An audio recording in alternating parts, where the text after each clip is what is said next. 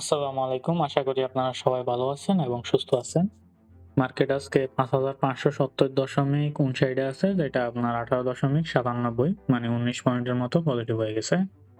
Total trade যেটা ওইটা ২,৮৪,০০০, total value হচ্ছে ১২২২.৩০ কোটি। আর এখানে 1 মিনিট চার্টটা আপনারা বুঝতেই পারছেন। সকালের দিকটা ভালো ছিল, আপনার শেষের দিকে সেল প্রেশার বেড়ে ছিল। আর স্টকের মধ্যে ১৩২টা আপ, ২৩৭টা ডাউন এবং ২৭টা আনচেঞ্জ অবস্থায় আছে। আর এখানে ট্রেড ভ্যালুটা আপনার আজকেও ধরে রাখছে। আমরা মোটামুটি ভাবতে পারি, যেহেতু আপনার রাজনৈতিক একটা নতুন মন্ত্রী শপথ হইছে, তো মার্কেটে একটা পজিটিভ নিউজ আছে। ওই হিসাবে মার্কেট পজিটিভ হওয়ার সম্ভাবনা আছে। আর সাথে যে ভলিউমটা, এই ভলিউমটা কিন্তু হেল্প করবে ওই জায়গায়। আর top sector by trade value percentage wise bank হচ্ছে 18.57, ফার্মাসিউটিক্যাল 18%, ইন্স্যুরেন্স হচ্ছে 10.5%। ইন্ডেক্স মুভারে যাই আমরা। ইন্ডেক্স মুভারে এসিআই সবার উপরে, এরপরে এনবিএল, এরপরে ওয়ালটন, এরপরে এবি ব্যাংক। আর নেগেটিভ ইম্প্যাক্ট যদি দেখি, ইসলামী ব্যাংক 6.2, ব্যাট বেসি হচ্ছে 2.6, জিপি হচ্ছে 1.8, স্কয়ার ফার্মা 1.7। এবার টপ স্টকে যাই আমরা।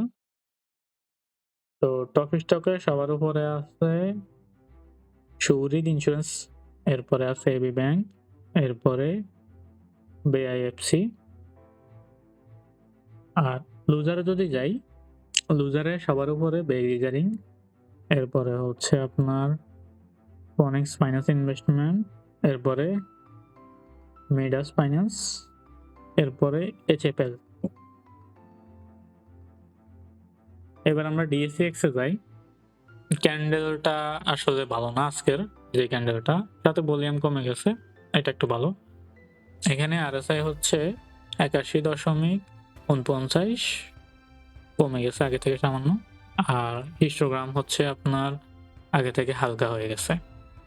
যেটা ভালো যে মার্কেটে পজিটিভ নিউজ আছে, যেহেতু সামনের দিকে একটা পজিটিভ করার সম্ভাবনা আছে।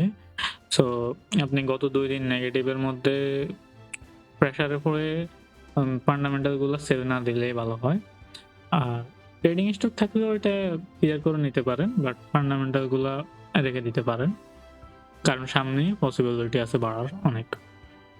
তো মার্কেট অনেক বেশি ফ্লাকচুয়েশন হচ্ছে, তো এর মধ্যে আপনি চিন্তা করতে পারেন আপনি কি বাকিদের মতো সেল করে দিবেন।